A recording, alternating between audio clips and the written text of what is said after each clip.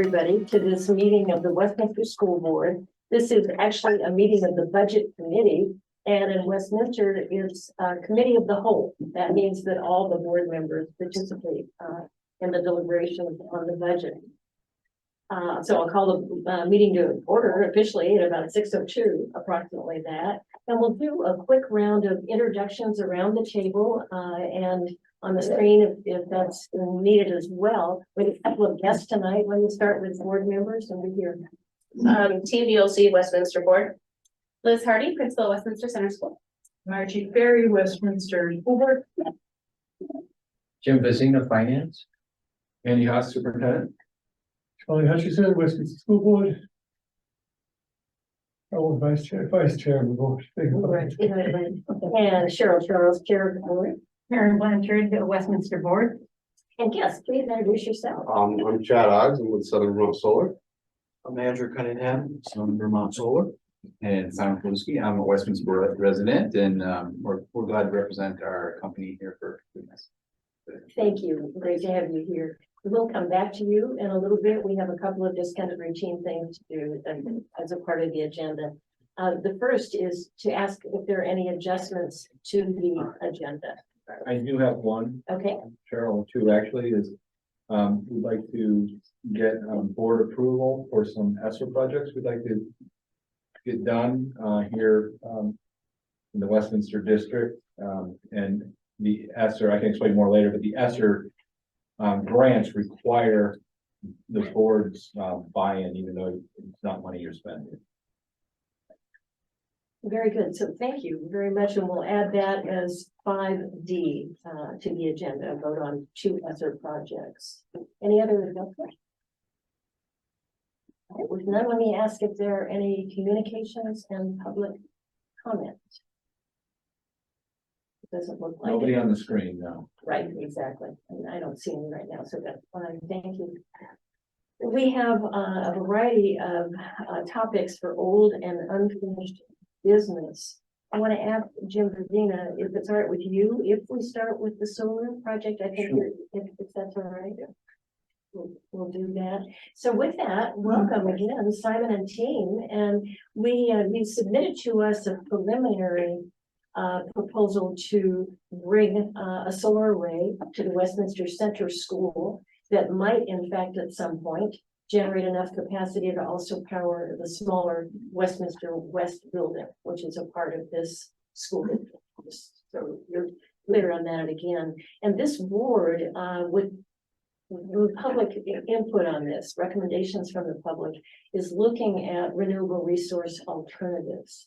And I think, you know, we've heard at least another presentation having to do with net metering, but we'd love to hear from you. And I know we've had a little bit of back and forth. I don't know where you'd like to begin tonight. We're delighted to have you here. So thank you. Sure, I can start since we've been communicating. Usually what we do when we address people who are interested in solar is give them a sense of what the scope is of the costs, obviously, because it's not always cheap. It's become more accessible now to nonprofits, municipalities, schools, for example, who don't have tax liabilities because of the Inflation Reduction Act, which now makes that tax incentive available to nonprofits, nonprofit entities, even though they don't pay tax. They still can participate in that program through the IRS. So getting a lot more interest.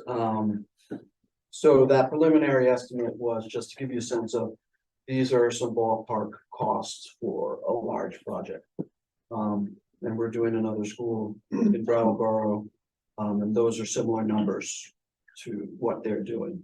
The limitation to what can be done in terms of size is where's it going to go? Is it going to go on the roof? Is it going to go on the ground? And then also the electrical infrastructure and what that can handle. So that's it. Of course, then there's the budget. What you have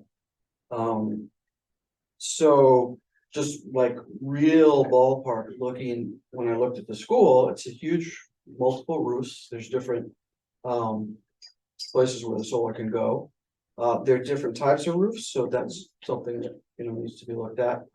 But looking at the numbers that Jim, you sent me.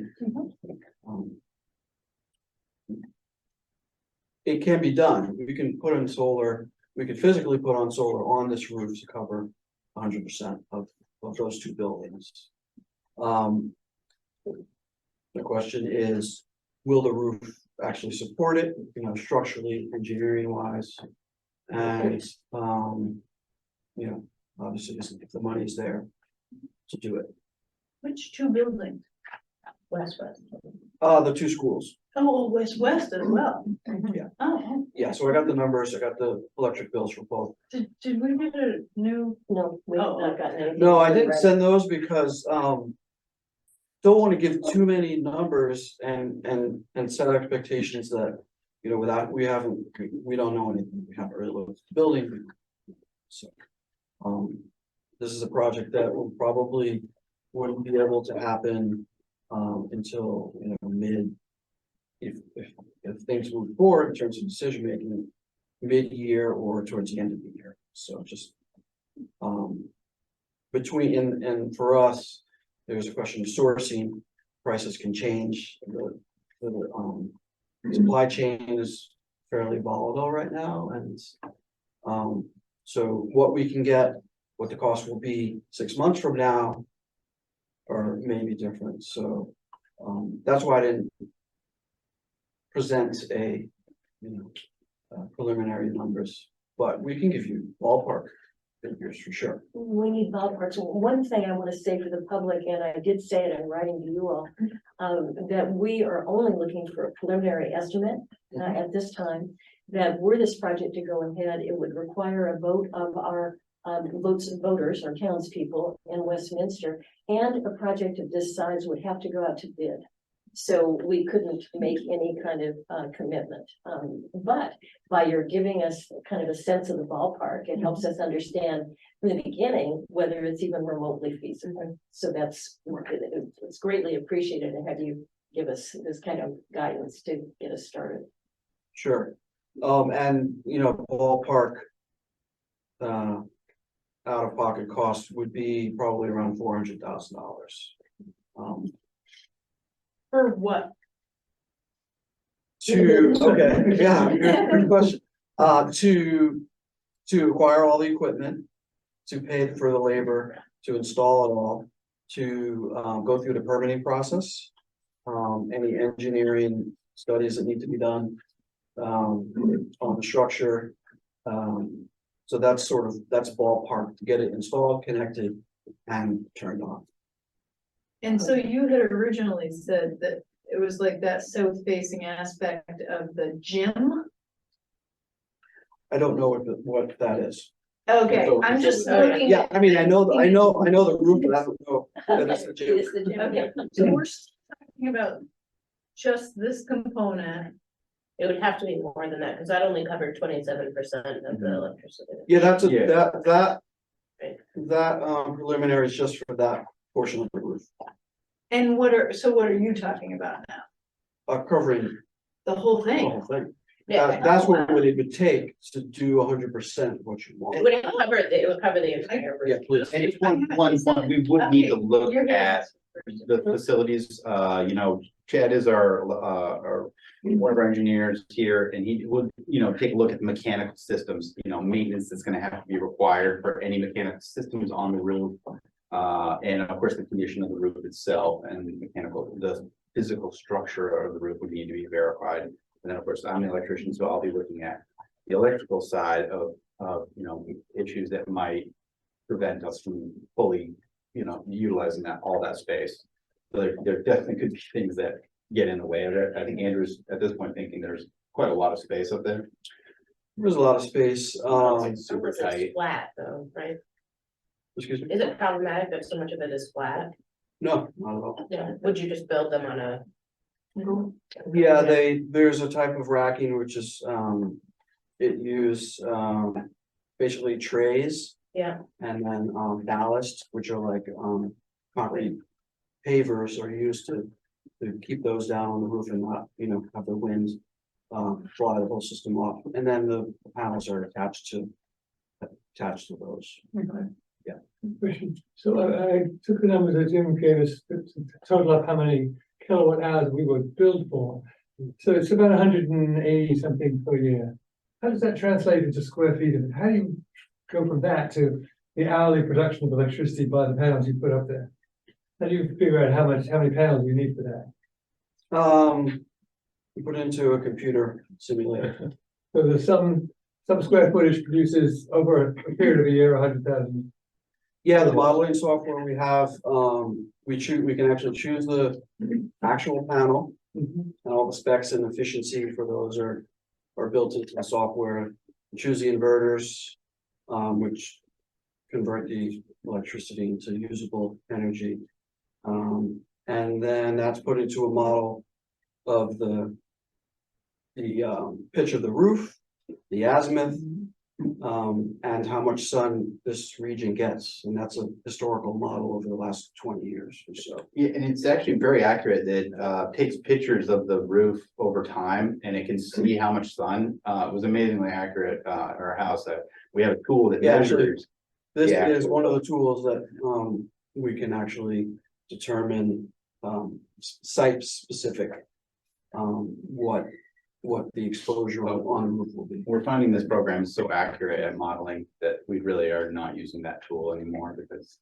Yeah, it's just a secondary. So are we anywhere near maxing out our potential? I mean, if it had been 250, could we have done it? What's the limit here? I think you're right at the limit of this roof space. That's what I'm asking, but Yeah. given what we've got, what's the limit? For instance, if we were building in future capacity for things like electric chargers, heat pumps and so on, what's the maximum that we could produce on these roofs? Well, that would be something we'd like I to know. think this is the maximum. So this is the maximum. Yeah, that's about all I could, when I did a simulation, that was about all that could go on this roof unless, well, there is one east facing roof. Which is pretty wide open and that could be used as well. So, Well, now this is a single pitch, right? We've got a basically Well, 5-degree there's more- like south pitch. Yeah, there's a- west or anything. There's a lot of different approaches we can apply to Yeah.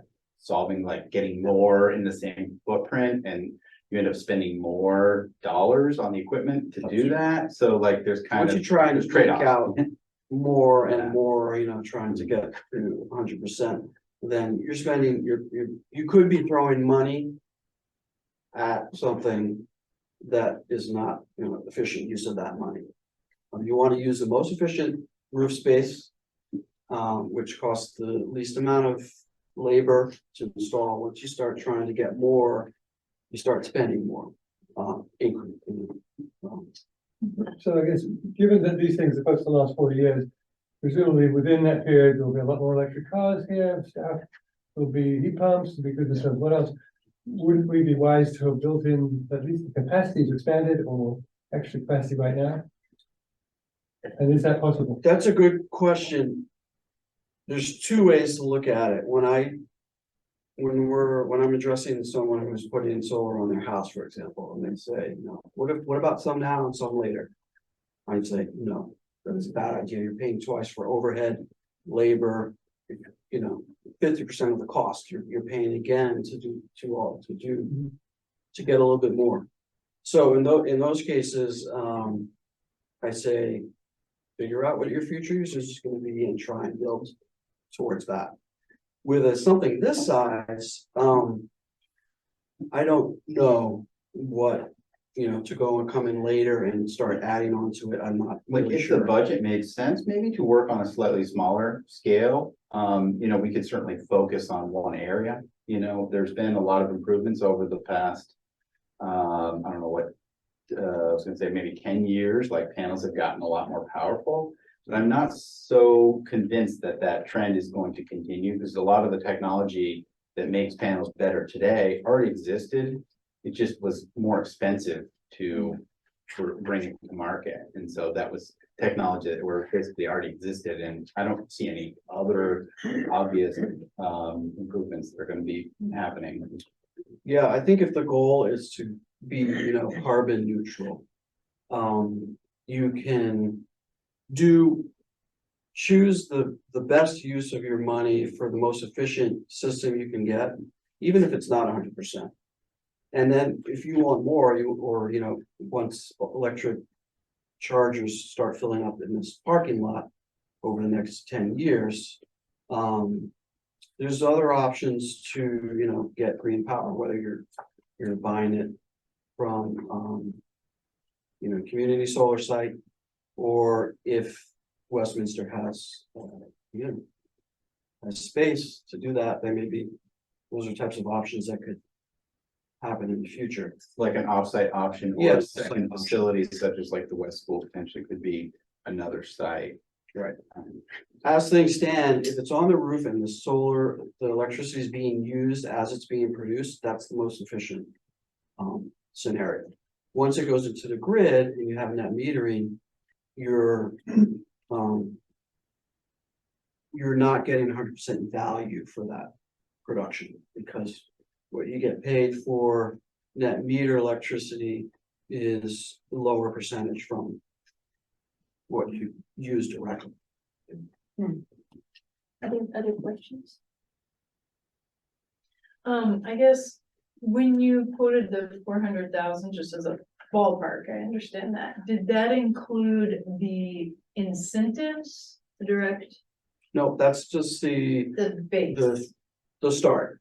Right, the incentives would be 30% according to the Inflation Reduction Act. Okay, So, you would have to wait a year before you monetize that.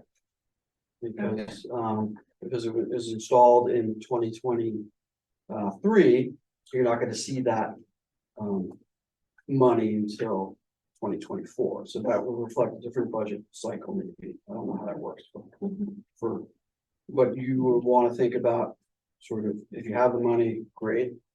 If it's being financed in a sort of way, you're waiting 12 to 18 months before you get that money. okay. Incentive money. Would building the system also be contingent on the strength of the roof, so that it would be able to withstand like a ballasted system of this size, or do you have that information already? No, so potentially it could, potentially it couldn't. Withstand it. Okay, Don't have any information. because how much would a ballasted system like that weigh? I'm sure, can you tell that? Something me off the top of my head? Oh, no, Like that, for a flat roof, that's the typical installation. So, that? yeah, those are the numbers, assuming. If there's any engineering work that needs to be done. It may not. That would be a good first step, I think, for the school, is to conduct a independent engineering study. Hire a professional engineer to come in and say, what can we actually put up here? Is it even possible?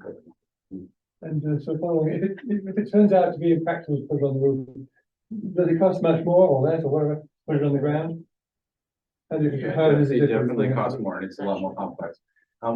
There probably are some existing studies that have already been done with regard to this building. I'm sure, like when they added on to this building for the gym and stuff like that.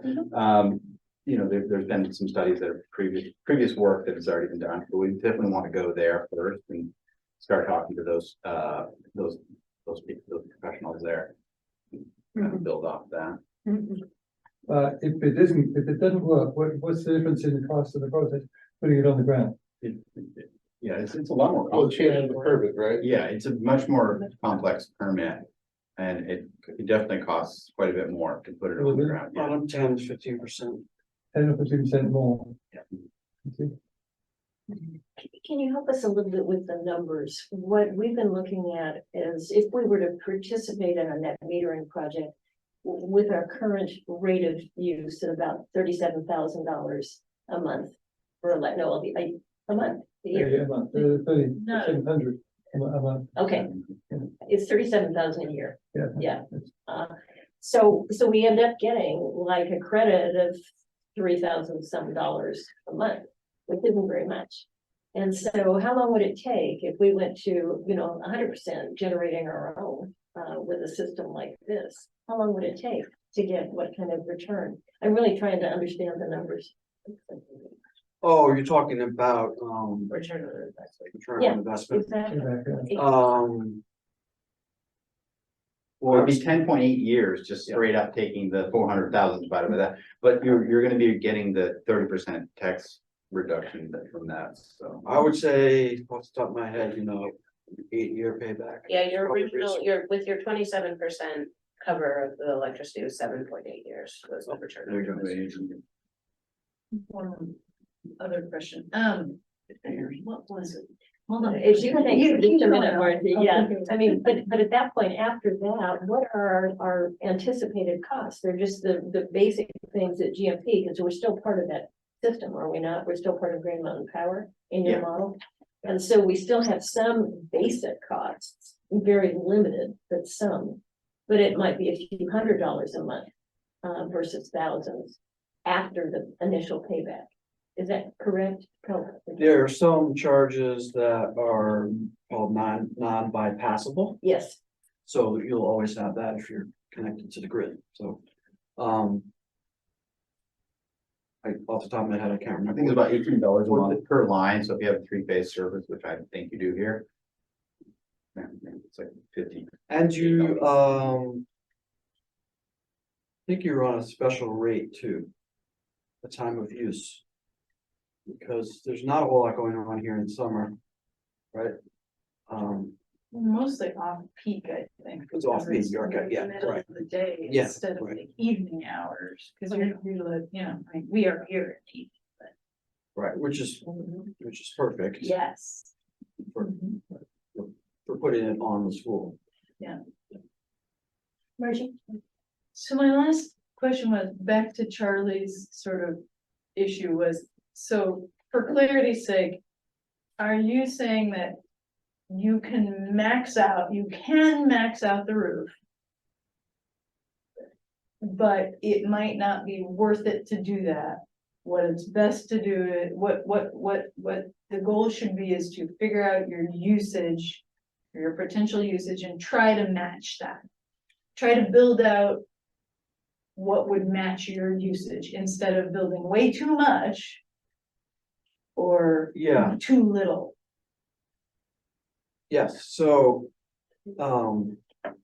your best payback in terms of years, return on investment is to choose the most efficient part of the roof. Yeah. The simplest to install on, which limits our labor hours and any other complicating factors. We have to do additional things. And then building that. Once you start, getting more complicated, trying to get bigger, squeeze things in, your payback time is gonna get longer because we're doing things less efficiently. Yeah. You're putting money. And generally, on a good site, on a site, all things being equal, if you put on a system that produces 50%. Or a system that produces 75%, the payback is gonna be the same. So once you start going on roofs that are not efficient, you start to get less value for your money. Okay. So going large is not necessarily the best strategy unless you have unlimited resources. Okay, that's good. Okay. Thank you for clarifying that.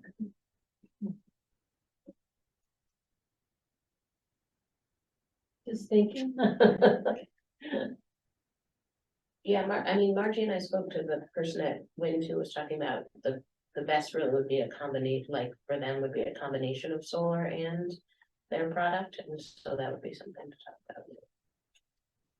There was another, I know in our emails, there have been some question about batteries. Yes, And I do think that is worth addressing because there's some big limitations on batteries in terms of the financial and also just the infrastructure.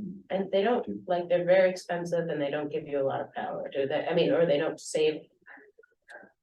They're not gonna give you hours now, like days of power. Yeah, they're not gonna pay you. Hours. Even in a typical household, they wouldn't power you for a full day, would they? I mean, Unless you had yeah, multiple. sure, yeah, and if you have solar recharging it, yeah, but more, it's more what can it do in terms of the power, like. And this is the huge facilities here, I'm guessing big draws, right? Yeah. So. Couple computers. Yeah. Just few. And then these heat pumps, I mean, those are gonna, that's a large draw. It's gonna really impact the, life of the battery and how much it's gonna be, how long it can last, so. But thinking about the power wall and the backup, the more, I talked to some other people about it, their point was, if we lost power, probably wouldn't be in school anyway, and probably the whole system would be closed. It's not like running a household. It is that if we have an outage like that, we're probably really not needing to have the school fully powered. No, the best you're gonna do is save whatever in your kitchen kind of thing, or, I mean, I'm fairly certain Ricky's. He's our IT guy, has got the power surges and everything, so that if we lose power, he's got it all set up, so we don't lose electronics and whatnot, so I think it would most likely be, yeah, if we lost power, like I'm thinking like, what the ice storm, a few, type of thing, like days on days, you're maybe gonna try to save your freezer. Right. I still have one, just, if you could just help me clear up this confusion. So here we are, we're in the building and there's some kind of draw, we probably have peak moments. That's not necessarily gonna coincide with the peak production moment. So we're buffered by GMP, they catch us up when we need it and then we give them back. So that's just how it works, that we're always drawing from them and we're always giving, and then we give it back to them and it balances out. Your grid is is your battery. The grid's our battery, so then, yeah, so unless they go down, what would we need a battery? Yeah, and your bill is roughly $103 a day here, so there's about $4 of electricity in the power wall, and 2 power walls. So, I mean, it would take 100 power walls, So. Yeah, I mean, Where would you they have, put that? they have industrial grade Yeah. scale. But it's not, Mega packs. it's not an investment, it's not gonna pay you back. It's not, there's no payback to it, exactly. Thank you. Okay. Help us more with the numbers, though. I'm still trying to figure out kind of the trade-offs, what this scenario would be versus other choices that we have. I mean, help us think that through a little bit. You said there in 10.8 years, it would be paid back. We're paying 37,000 a year now, 370,000. We're talking about a scenario where we pay out of pocket 300,000. Right, but after the 30% rebate, it would be more like 8 years, just under 8 years to Okay. get that money back. Now, obviously, there's probably going to be some of this might end up being a loan, so you have to get into like the interest I that. don't- could end up- sounds like they got If it. you have it and it's all set, there can be some interest, like obviously in getting that 30% back from the IRS. You have to wait and that Right. year, you have that 1 year to think about. The other thing is just to remember is that once the system is paid for, you have no bill. We have a small bill. You've got a tiny bill. Right. So all that money that, 37,000 a year, after year 8, that's going into your whatever, Mhm. your computers. Mhm. And we typically use 25-year inverters and equipment. That's kind of expensive equipment. So when we're getting up to this scale, there's definitely a point when you start thinking we should look at different choices in equipment, because when you're dealing with smaller systems for residences, maybe it makes sense, but when you're going to be, and we're talking about, was it 400 panels or something like that, it's going to be a lot of money going out into the inverters, so we should consider, whether we're gonna get something with a lesser warranty, because it would be a lot less upfront cost, and then, down the road, we might have to do a replacement. That's sort of not what we do mostly. We do these 25-year inverters, so there's a lot more upfront cost, but then you don't have to worry about it for 25 years, which seems like. What is the cost of replacing an inverter? It can be fairly economical. I mean, it really depends. if same equipment is available, that can be a question mark sometimes. We're pretty good at switching them around. Chad actually fixes them for some of our sites. It can be, you know, pretty economical, but like the basic cost of the inverters are, what is that, around 40 cents a watt or something with these phase inverters? Yeah, I don't They're know. pretty expensive. And it's about a quarter of that. I think it's about 12 cents a watt for like commercial stuff. So yeah, I think, that's, let's just take a real world example, an inverter fails. Maybe the inverter's a couple $1,000 if it's not under warranty. A single inverter? Yeah. Okay. And then the labor for that would be an electrician's rate. $150 an hour or something. So. Those models in terms of the maintenance. I did not put into anything we've given you, but once we come up with a system design, I've checked with Chad, who knows about, you know, maintaining systems, and we would have to come up with a number, and you could factor that into sort of long-term maintenance. I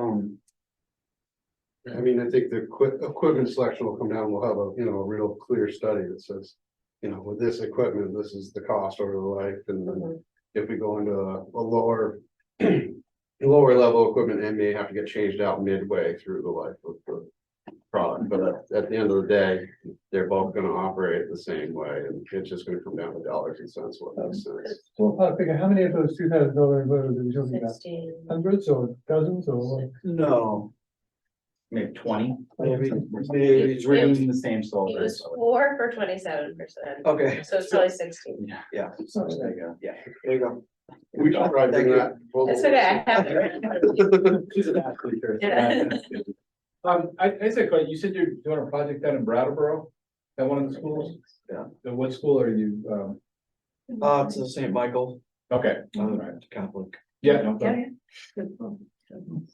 and, got a lot of interest from schools, area schools now, just because of this incentive, makes things viable now. And we generally try to go towards that 25-year product offering, because it does cost more, but then I just know that we're breathing easily and it's covered. We don't have to think about it. But Yeah, no, we'll Sure. definitely go with, everyone would feel better if you use the higher quality stuff. I mean, when you're spending that amount of money. Do you have recommendations? So if it was like, we would get the best system for, let's say, 50% of our usage.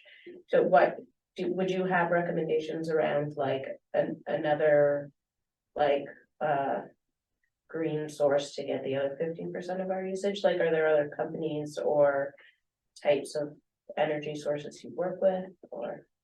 Well, I'm thinking of community solar, a community solar project, but it's so hard to find these right now where there's open availability for membership. Yeah. I think, well, especially if you don't have, if you have a site, if you have a place to put it, it's probably way cheaper to put it on your own building. Yeah. Than to have someone else host it for you offsite. and, yeah, I think it's a little tricky. The one thing is a lot of those, community solar contracts are portable, so, you know, but this building's gonna be here for, you know, decades, it's not, it's so. I mean, really only option is if there's another place in town where a community solar site could go, and maybe that could be shared between the school and other. I guess my question is solar the only recommendation for, like, that your system could potentially work with? Do you know what I'm asking? Like if you put in a wind turbine, Wind turbine, or if there was. would the two just plug in together and operate, or?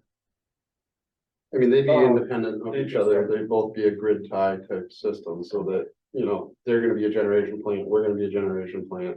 We're not gonna work together, fight each other, we have to both provide GMP what GMP requires. Pretty difficult to put a wind site on this. I had a house I was just using that as an on the hill example. over there. Yeah. And the windmill was so not valuable that the man said I could take it away if I would take it down. And I could have it. It was not valuable, where it was just no value. It's probably similar to, But battery expectation, how much windmill does it take, versus. Right, I was just, I think that's what you were getting Well, at. there's a new company that like Burlington is doing the pilot with right now that has a much smaller footprint wind turbine. It's not a typical looking wind turbine either, it has a new design. And their recommendation is to work in tandem with solar. It fits on a roof. It's yeah, they're like 8 feet by 6 we can help the world look at those numbers in terms of like what the levelized cost of energy is, and if they can put numbers that are comparable. Last time I did a comparison to this, there really is no comparison between a windmill and solar panels. Yeah. Way better value for solar panels. Just if you look at the costs of the system versus the benefits. From a net meter standpoint, Yeah, it costs me a kilowatt hour. What'd you just say? from a net meter standpoint, where you're using the grid as the battery, so And you it doesn't matter when you put it in or take it out, So you can look at the levelized cost of energy, like for instance, like how much do you put up and what's your benefit? So in other words, what's the net cost for a kilowatt hour? Obviously, if you're buying a solar system for $400,000, it's not free. Those kilowatt hours are not actually free. There's a it lowers your cost to a certain extent. And then we can help people make sure we're comparing apples and oranges. If you want to, throw some numbers around, but we're not experts on like every single kind of energy. The only thing I could say though, is in terms of like, maintenance. Nobody wants more maintenance. So whatever you're looking at in terms of that, that's something to, and I don't think there's any doubt that like doing solar is the lowest maintenance in terms of like. Set it Parts, yeah. set it and forget it. There's no moving parts, it's electronics, so, As far as the infrastructure, that's kind of a limitation, like how much export we can have here. We'll take a look at your system and kind of come up with some numbers, like what we think the maximum export capacity would be. So whether it's coming from solar or from a wind turbine or something, there are hard limits to how much power you could export at any given time. If the building's like just sitting here idle and we're pushing all this power, it has to be able to safely get outside the building and spread through the neighborhood so that you can receive benefit or not. yeah, when we do, a site visit or analysis of this, we'll be looking at like, what are the, and so will we not, what are the transformers serving this building, what's their capacity? You can't really exceed that unless there's upgrades. Those types of things would be additional costs that would not be factored into our. Well, Right, we're gonna work within the boundaries of what you already have. We're gonna assume that we're not gonna be doing like massive upgrades. We'll start with that idea anyway, that we're gonna try to see what's the capacity of this building and kind of work from that. So what sort of what Andrew was saying, it's like picking a spot where no upgrades would be required. Yeah, that's sort of, that's an example of trying to go big, which has these additional costs. Yeah, because it's going to be- So Teen, you might, it might be worth sharing that information about these new different kind of wind things that are on the roof. That if you don't know the company, it would be kind of interesting, just because you're professional folks. Sure. And might be interested in seeing something like that, so I was just thinking. Happy to look at it. Yeah. I'll send it to you. I don't give you the lowdown.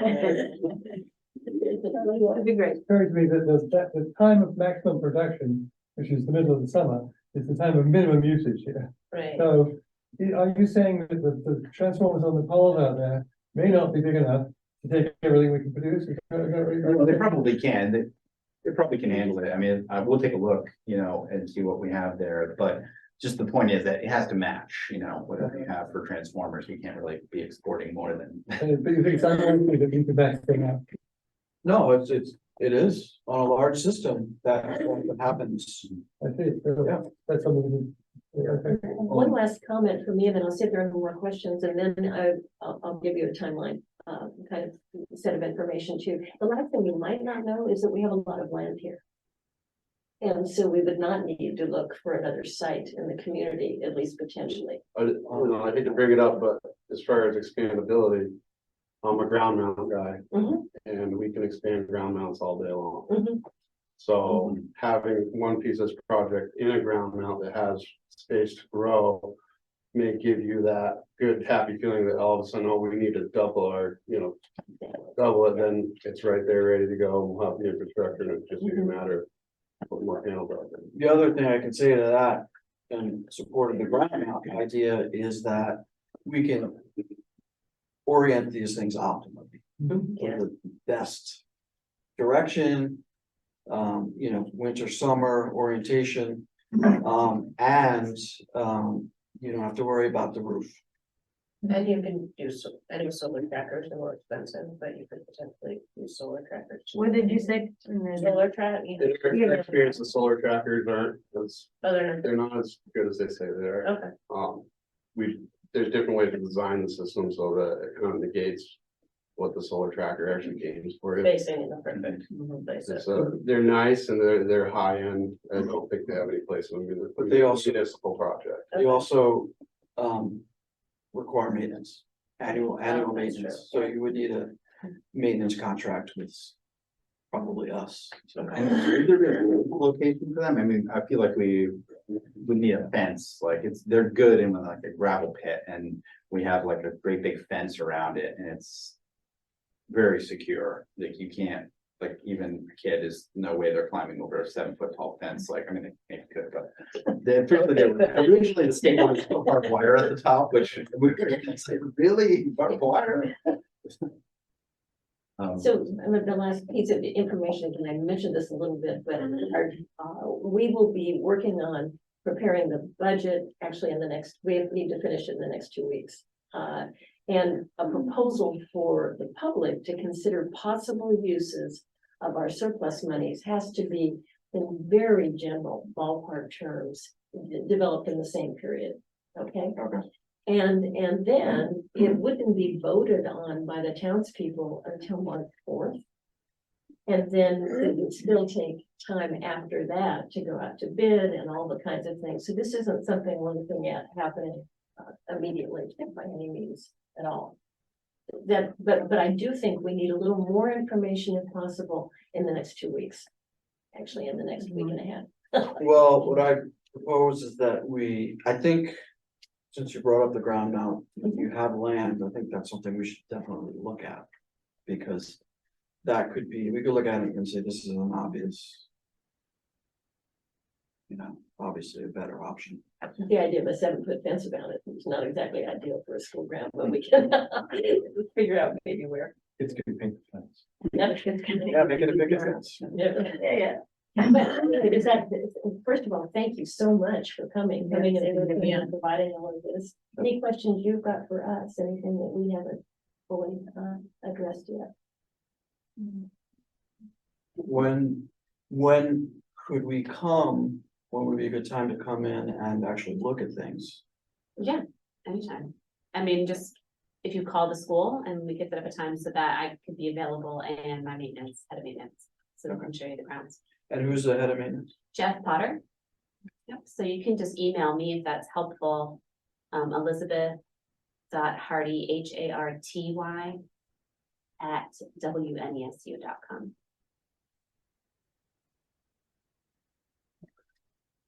All right, yeah, well, Great. we'll get Then on we can connect.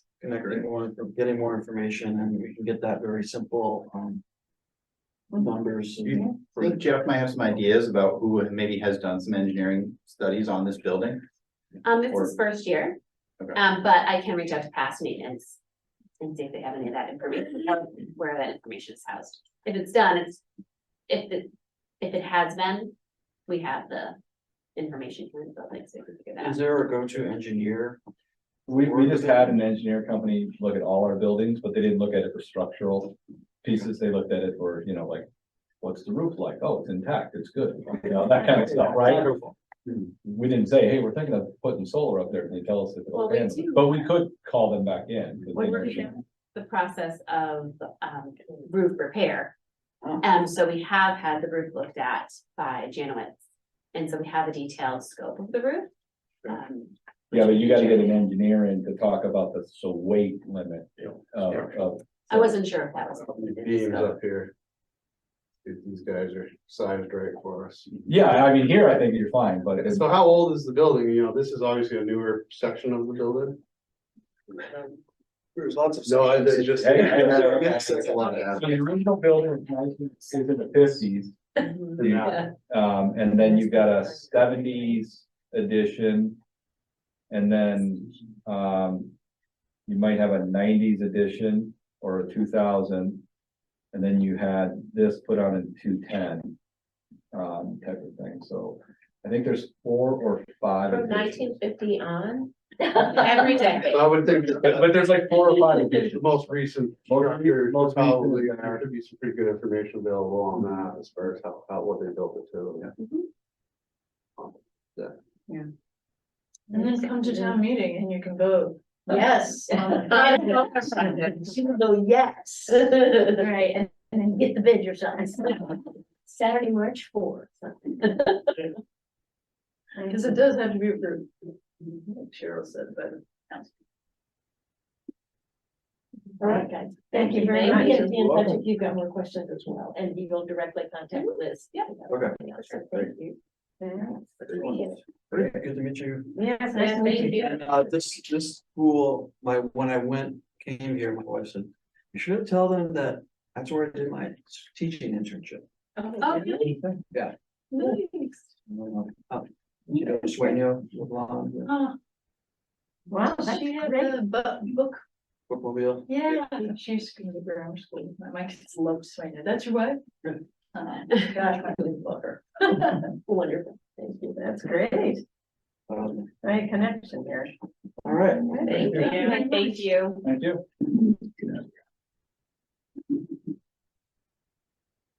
We can probably leave this topic for a bit and go to Joan and look at the draft 2024 budget. And actually, I don't. Did you probably bring up something? Yes. Okay. Either of our works, guys, and thank you. You want to think about it? Nice meeting you. Okay.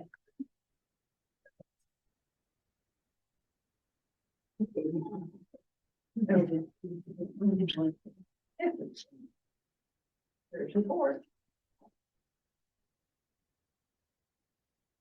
So I just.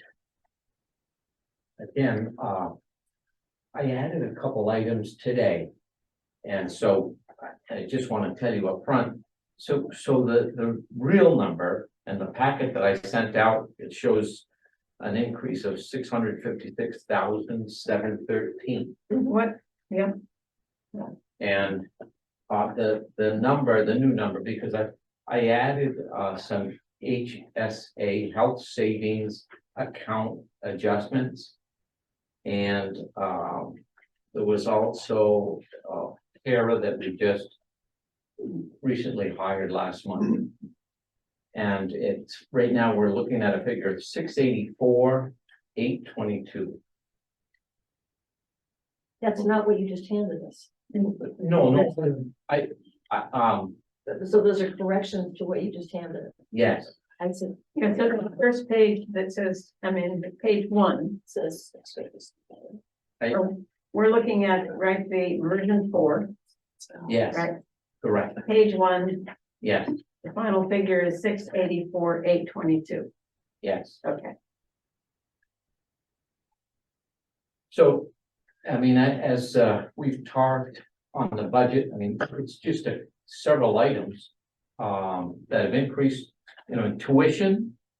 And we're up 413,584. And that's what, give me the line. I'm looking at line 30. 37, okay, Yeah. thanks, yeah, there we go. And again, this year we were at 888,000. And I think we're coming in on an actual, but a little bit less than that. So, I think that we're coming in less than 888. yes, Okay, that's not what you thought recently. You thought we were gonna be overspending. Well, I don't think you'll be overspending based on the invoices that I was looking at today. So I think you're gonna be okay. I don't think I have those here. Now, but I feel like is the tuition is pretty, like, that is so fluid all the time, right? Depending on the class size of students moving into seventh grade. So it just depends on how big the class is. Depends on how big your sixth grade class. Right. So we have just a huge increase in seventh and eighth grade. From 52 to 61, and the most current numbers you gave us. And we added 3 in as a buffer, right? That was the suggestion. Last. Yeah. But the part, as Jim knows, that I'm struggling with is trying to figure out what the tuition rate is that we are to use. And I've asked several times, I've asked the state, they haven't gotten back to me yet. Liz and I both thought it was that average number at the top of the documentation from the state. Normally a school district uses the tuition that's calculated for the expenditures. And I think if you're a private school where you don't have necessarily a calculation for the tuition, they may use the state averages.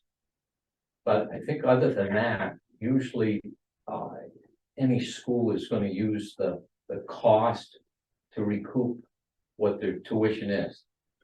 Except that it's based on equalized pupils and the numbers that you're using, taking the actual number of kids and dividing it into the total budget, it makes it astronomically high. And that's not how the state calculates it. So I remain confused. Well, I may be wrong. I may have done it wrong all of these years. I doubt that. But I do know, and I mean, it's with the tech centers, it's very similar to that. Uh-huh. Is they'll take their tuition developed by the cost that they have. Because the one thing that always happens is there's a reconciliation. And so if you charge a tuition, and at the end of the year, you got $2 million of surplus, guess what? You're gonna return it. And so if it's over 3%, you have to go back and return whatever monies that are due, whoever paid the tuition. If it's under 3%, you don't necessarily have to. So there's an absolute reconciliation, and that's why January they collect what you want to have for tuition. Later on in the year, they'll have it set, and that's what they go by for tracking, because there's a statistical report that we turn in the summertime, early summertime, and that's what's cranked through for making sure that all of the expenditures are tracked. Can you remind me what we used as the tuition rate? What you used? Yes, sure. Actually,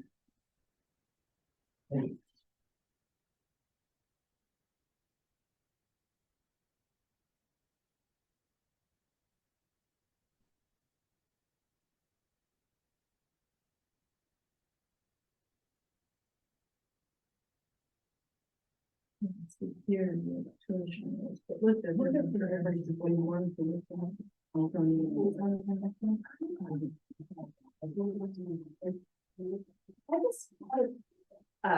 My past, just a question. I thought that we only, when students chose which middle school they wanted to go to, we were only responsible for paying the set tuition rate by the state, and that if the school charges over that, then that would be the family's responsibility. Right, oh, we're not paying for the graders. We're not paying, like, 'cause, I mean, Yeah. many schools have an extra cost that is fair, so that's why I thought that it was a set rate. Like, And I agree with that. And Jim, this chart that you just handed us is again based on actual numbers of kids. It's not based on the formula that gets us to equalize pupils. And so the bottom line number is far higher, and it's higher than the document that came out from the state that currently shows a $16,020 average tuition in the state.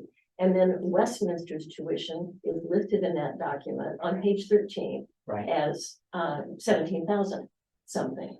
So I'm just am really puzzled by not knowing what number to use to calculate our budget. Mhm. And I did write to the state. I called the state yesterday. I placed a call to our attorney. I know you're doing everything you can to help. I've never seen this before. And it's way different than this 25,000 on this sheet. That's correct. And again, that's because Jim's taking real costs and he's dividing it, not on the formula of weights that give us the equalized pupils, which is what the state uses. So, but I will say, on the plus side of this whole discussion, this is the number that we don't have for the budget. Everything else is looking kind of solid and clear. And it tracks the things that we've done for years, the number of people we can anticipate, again, with Jim's help, we know we have a 12.6% increase in health insurance costs. We know we have the payroll increases based on negotiations. But and everything else, is just reasonable. But this is the number that we need to figure out. The supervisory had policy, and that's because this was on the committee that we discussed. And I'm pretty sure it says every year, the supervisory will set, or the school districts will set a number, it's the tuition rate. And that is the rate that the charge between schools and kids who go out of the system. And it's always been in the range of 15, 16, 17,000 in the past. That's correct, but every year I voted on it, but that's why I'm trying to figure out the source and the process right now. So a little more research maybe, and we need to figure it out in the next few days. Yeah, So what difference would it make to this number if it was only 17,000? 4,000 times. Yeah, So That's a 200. They're quite $200. attractive. yeah, it's significant, and that's why Jim has been raising this concern with us. I get that. And it's just not matching up with what I've experienced previously, and I don't know why we can't get an easy answer. I'm not pointing at you, I'm actually looking at the state right now and trying to figure out why we can't. I can only state this, I wish it was easier to get a hold of the state, Oh, but I want to tell you, you're living my life.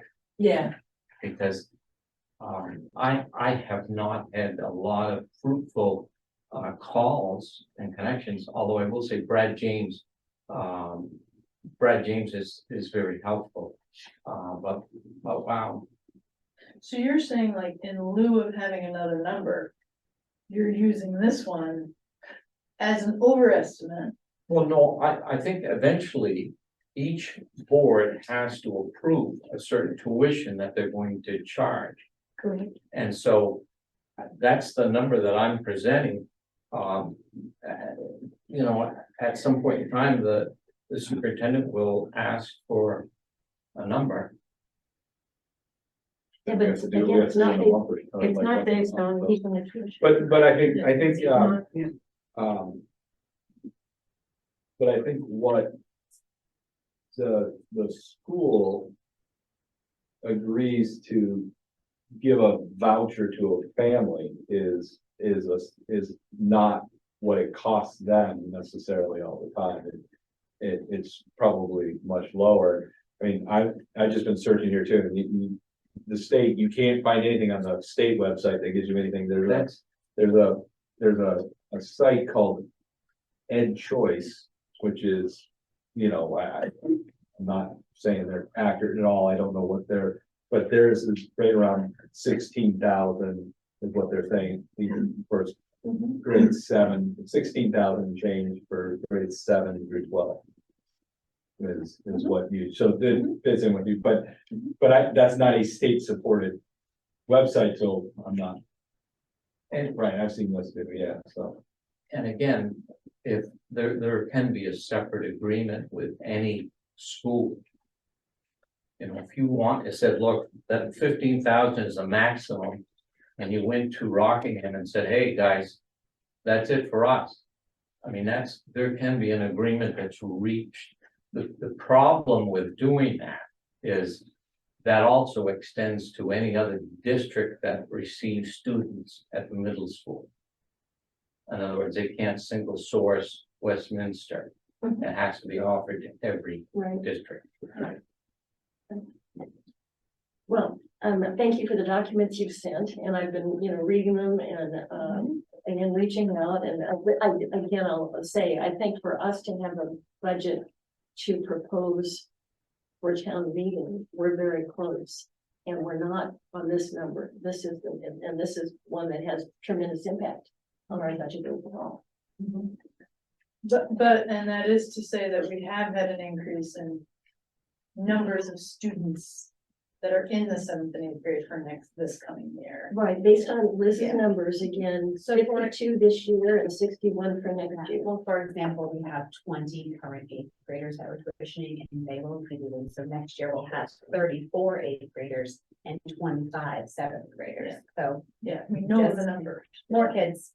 Yeah, so that's one thing we can And say. that's why it's important to make sure Really that great. it's based on this equalizing factor, because without it, it's what Cheryl has said so often is that going to town meeting with that number, people are gonna be looking at it and it's not correct, because they've seen something over time.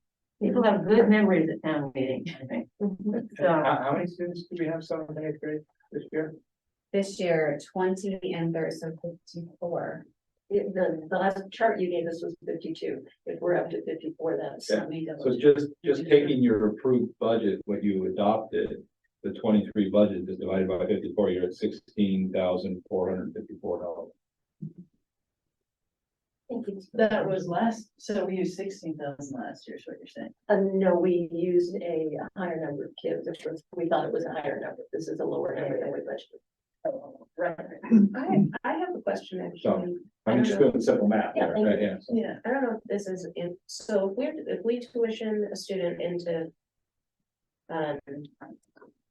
another school, like into that middle school, and then they are, let's say in 7th grade or 8th grade, they're placed out of district, like an out of district placement, does that cost fall to us in Westminster?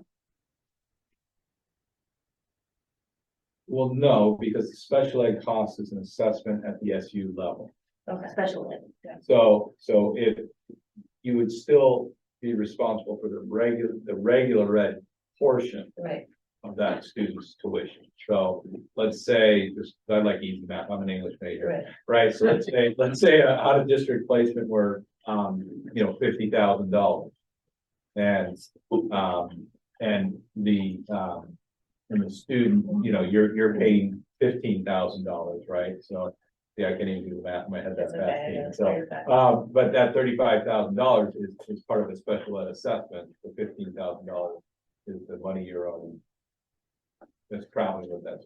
and for an out of district placement, it has to go through special It should. Okay. I would not be able to speak with confidence that we have not placed regular ed students out of district in this district in the Yeah. past. I was just wondering if that happened, if that's a choice of the middle school, we then incur. Well, so again, it's an SU, it's not the middle school making that choice. Yeah. It's the SU making that choice for special ed because the SU is the LEA for Yeah. every student within the district, Yeah. or the SU. Just wondering if it was in a special, but. So we have conversations, so to be very honest with you, those are conversations that we have, so Liz has been involved in conversations around another student who maybe, I'm not trying to divulge a lot, but maybe was supposed to attend another, school within our own district, and then is attending a school here, let's say, or vice versa. That would be handled very similar, that all the principals are involved in that conversation, because there are costs incurred. Yeah. And so we just can't just say, student A who's attending, school Y, you're now gonna go attend Westminster School. Like, there has to be a whole conversation because of the cost.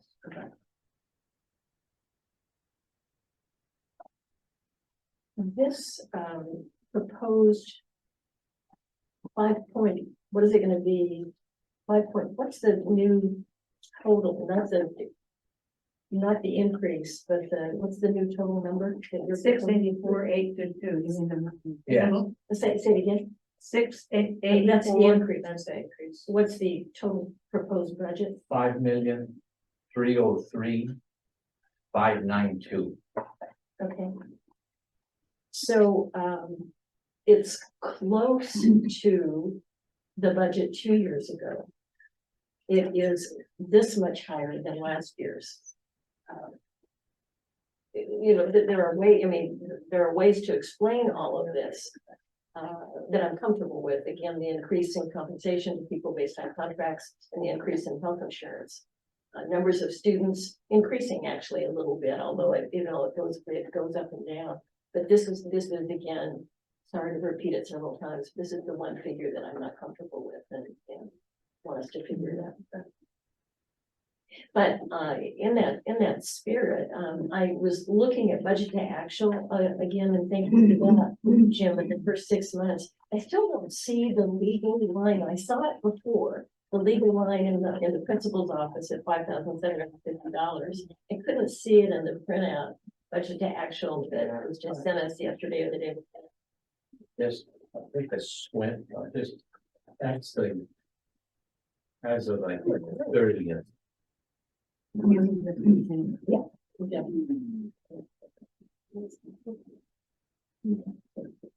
Hang on. You've got one. You've got one. Yeah. So,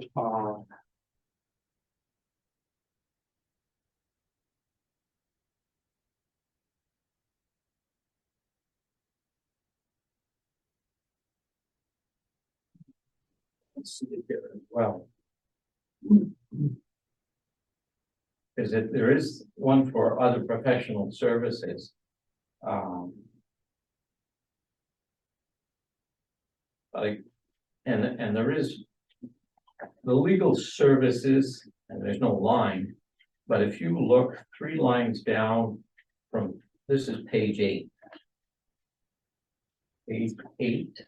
Are we looking at the Fiscal version year 4? Are we looking at the The fiscal? skinny one, Thank you very much. Thank you. yeah. It's a double number. Yeah, it's just double. What page number did you say? Page 8. Yeah. And there's a function number. Just 10 lines down, which says 2315, which is legal services. I mean, I will say this, There's no figure there. typically, there should be some monies in there because that's where we're trying to put the cost. And again, I probably will move the legal cost that's in the principal's account into it. You know, one of our previous versions, we had it in 2 places, in her office and in this line related to administration and the board. So I'm just puzzled why it disappeared. Yeah, I'm not sure, because the bottom line is the same. Okay, yeah, That bottom line is 4,618,770. So, yeah, and this is where I try not to move too much, especially on the budget item. But I'll go back and take a look. thank you. I guess as a point of information, one of the last things I'd mentioned to everybody is that I tried to go through thinking of the taxpayers again. I took the budget, as Jim has done, that we gave to the public last year. And I compared what we gave to them line for line to what we're proposing now, and the numbers are just so different. And it's just impossible. You found this as you were trying to figure out the latest version. So, you know, in our quest here to clean this up, recognizing the tremendous progress that's been made, I look forward to a time when we can compare apples to apples, and we're not there yet. Certainly not. Yeah. And I mean, I will say this, all the principals are having a tough time crossing over. Because it just doesn't lend itself to knowing clearly what's in there. I just want to mention, I had the invoice for this year. And, and again, I'm not sure, Marlene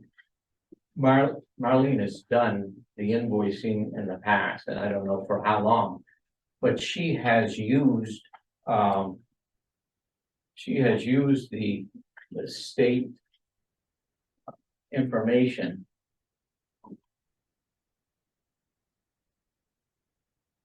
And they send out, this is Vermont, and they've sent this out, and this is what typically Marlene uses for invoicing. And I mean, the invoice this year, the unit price is $20,928. Which page and for what? No, I mean, seriously, which page for what are you? For tuition? Yeah, I mean, the page for Westminster is 17,000 on page 13, and the one at the top of the page is 16,000, so. Well, and I don't know who did this last year. It wasn't me, Right.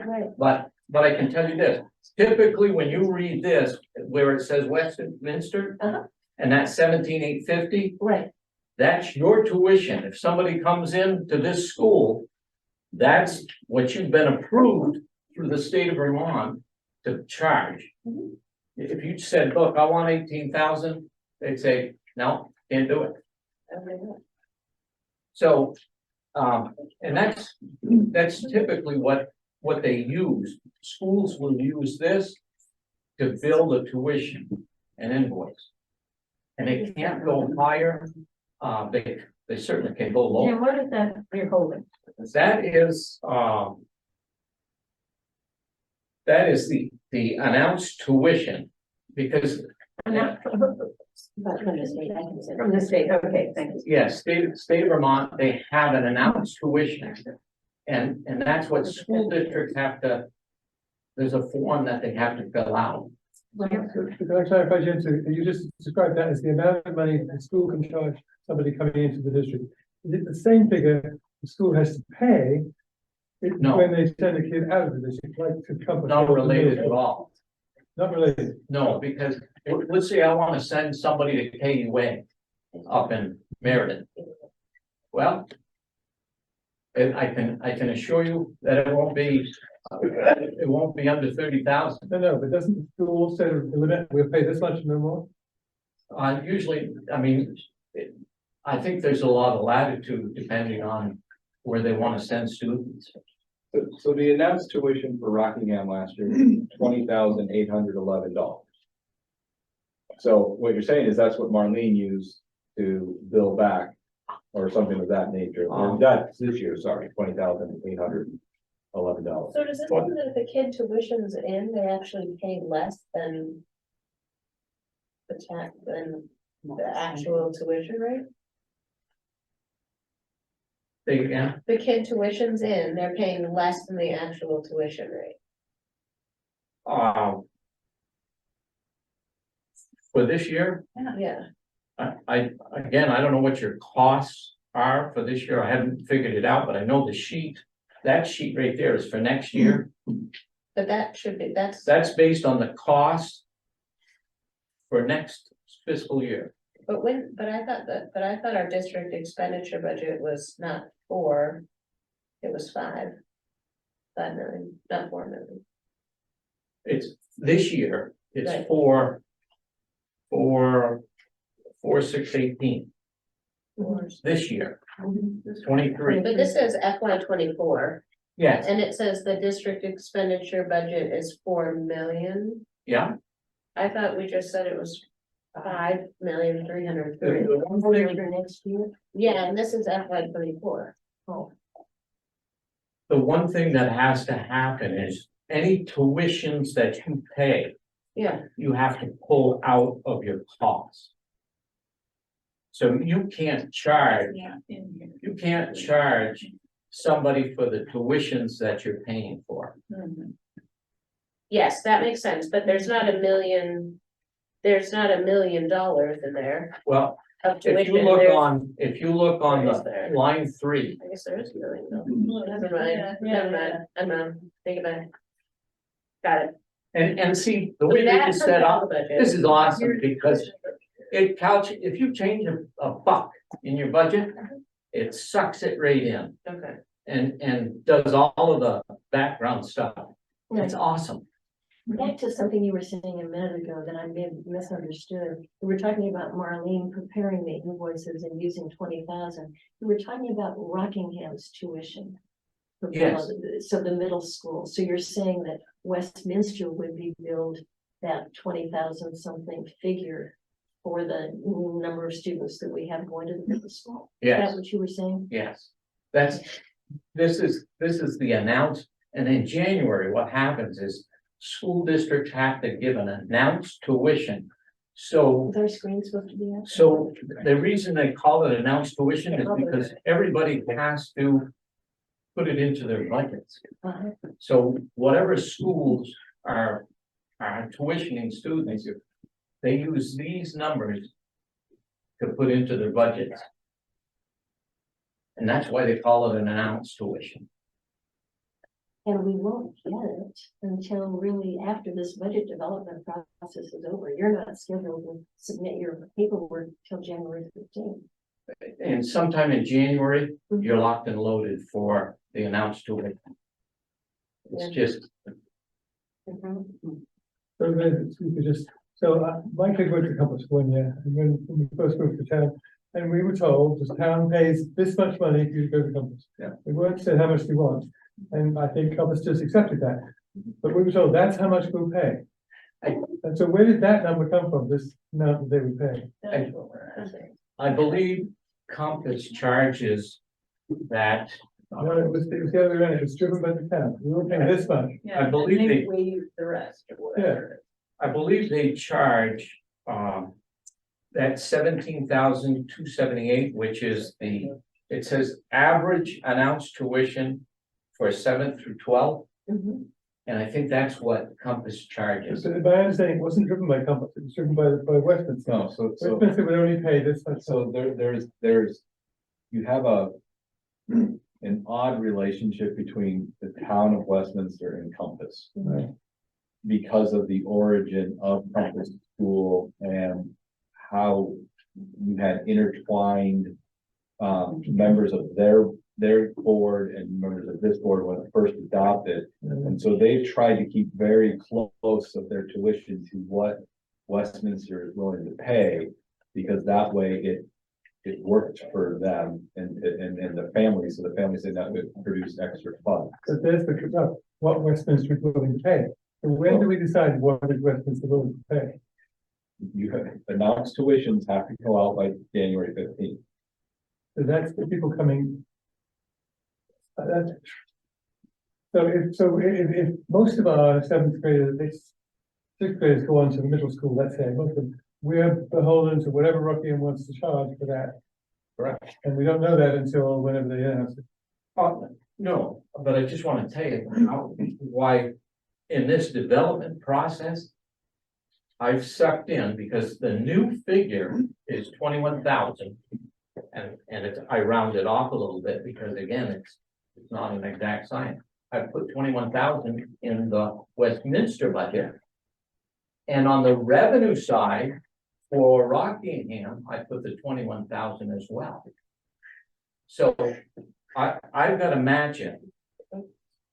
I've got to match it exactly. What they're gonna get for revenues. But in terms of knowing what the numbers should go in our budget, it's entirely dependent on what Rockingham, or pretty much entirely dependent on what Rockingham is going to build us for those kids who go there. They know, I mean, they have to bill you for the cost. And again, that's what I'm saying is I'm cranking out the cost. And I guess the division, what it's divided by, I'm using actual students versus another number of equalized students, which I've never used it before in tuition calculation. But I'm not saying that you couldn't, if you said to Rockingham, look, we want you to divide it differently. They may say, great, we'll do it. Maybe we just say, what are you gonna charge us? So we put it in our budget. And they'll say 21,000 right now, Okay. because that matches their expenditures. I mean. You're one supervisor, you're not gonna have one district, you have an agreement with them, so you're not gonna have them come back and say. Yeah, we were looking at 21, but we're coming back at 29. No. I mean, they're gonna, there's that piece that happens there. And when we were having to produce these last year, my recollection when I was dealing with Glenn Haskins is there's like. At least a half a dozen ways to calculate his tuition rates. Like, that's like, Well, they should have one. I'm not disagreeing with you, but there are different ways. I remember Glenn talking me through it a little bit and trying to figure those numbers out. So, but I would not anticipate that Rockingham is going to go higher than what Jim is saying, so. Is that good enough for you, Cheryl? Wouldn't anticipate, or do we need to know exactly what they're gonna charge? It's really, I'm still confused about some aspects of this, quite honestly. Sure, we've always got to be in French. Oh, yeah. Liz, try to get I it. just have a question, because it's different than my previous thinking, so I'm trying to shift. I thought that not only did every school have a tuition rate, but there was a standard middle school tuition rate set by the state. Like, I didn't think we spent different rates to different schools for our 7th and 8th graders. I thought there was a universal rate that was somewhere between $15,000 and $17,000 that was set by the state, which might not be set at this point, it sounds like. But is that accurate, or are we now thinking that we pay different schools different amounts based on it? Based on their cost, because Right. the whole tuition is to pick up what you're expending. But I guess I have another question. So because kids can go to a private middle school and we're not paying the entire private, and we say as a school, I have been, maybe this isn't accurate, is we pay the state tuition rate. And the school might charge more. So you might say, yes, but the family is responsible for $3,000 more. Yep. Is that, and so that rate that the school accepts, the private school, for example, accepts the state tuition rate. I thought that was a general state tuition rate that's on the top of that document right there. Yep. That's good. Because otherwise, kids were paying less for private, like if a kid were to go to a private school, then we would be for the middle school. So why would we pay any middle school that top rate? And in between. I mean, I don't, most districts will say, look. This top line here of 17,278. Well, our costs are 22,000. That's what school out there, middle school out there may have a higher cost for all kinds of reasons. Maybe they bought oil at the wrong price. Right, but as Westminster, we are only responsible for that top line. Yeah, I don't even know if you're responsible for that top line, to be honest with you. I don't know when because you're talking about the parent policing their student. Right. I mean, in some ways, they're responsible for the whole bill. And I think most schools are going to try to help.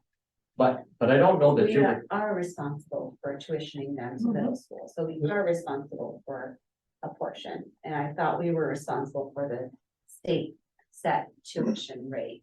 I've never seen that in it. Well, look at that invoice that you had. Yeah. We paid Rockingham more than the state tuition. Yes, no, that's right. But so why do we pay Rockingham more than we pay Compass? That's the question. You I guess pay, or pay any of the other schools I go to. you pay Rockingham what it costs them to educate a student. But why don't we pay Compass what it costs them to educate a student? You don't know what it costs Compass. It costs more than the state tuition, right? I don't know what it costs Well, Compass. okay, so then let's take Compass off, let's say for the. Grammar school. Grammar. Well, they announced their tuition rate, why don't we pay it? Let's suppose they tell us in good faith, it costs us 22,000 to educate our students. Why don't we pay that to Compass? Why do we only pay what the middle school charge, why do we only pay what it So costs I the think, middle school, but not I what think it costs the other schools? and I don't mean this out of disrespect, the same question's been asked numerous times. But it's not been answered. No, I understand. I think we need to go back and research it and to get you that answer, because I don't think. I don't have a solid ability to give you that answer, and I think that's what I've heard from Jim too, is. He's using a metric that he's always used. We have to go back and look at it and do that research to give you the answer. That's why it's not getting answered. I don't think we can answer that question.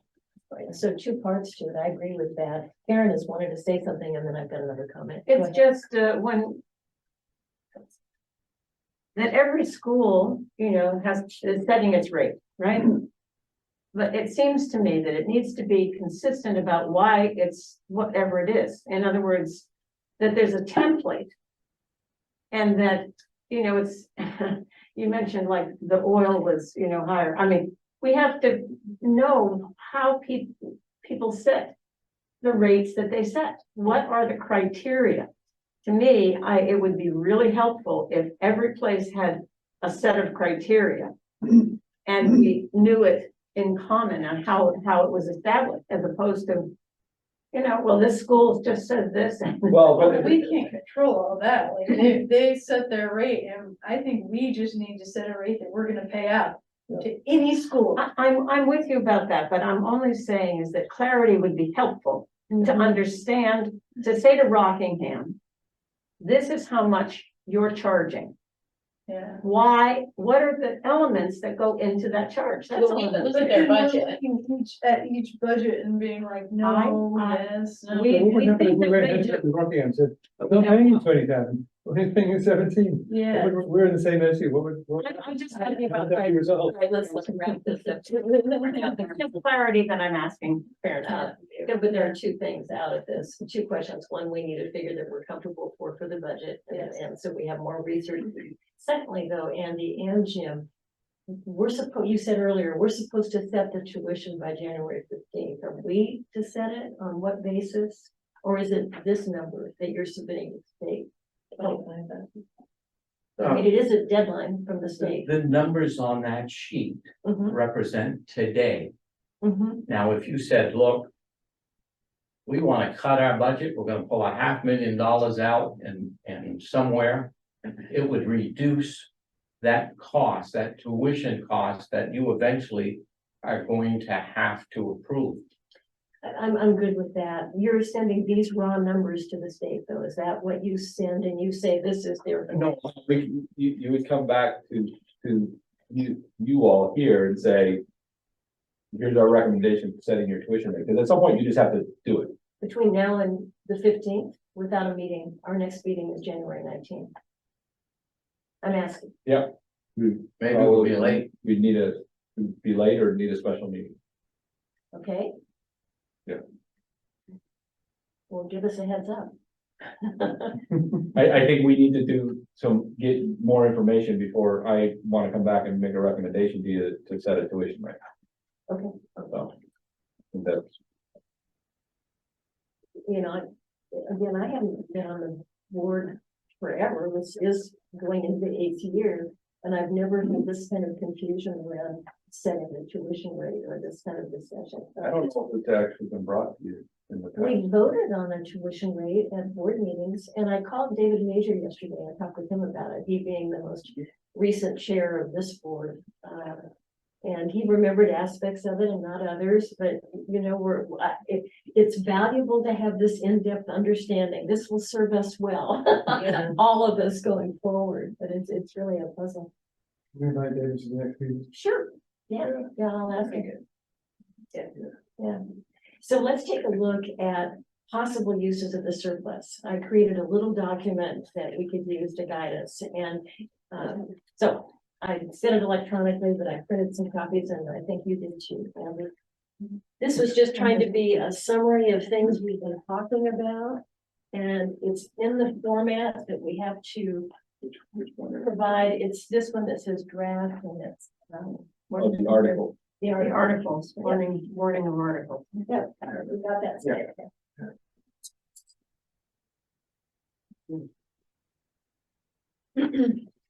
Cheryl, do you think you're gonna need Jim for part of this conversation? It's, I don't think you, I mean, it's up to you, Jim. You and I have gone through this conceptually. These are just, it's in the format that's used for town meeting.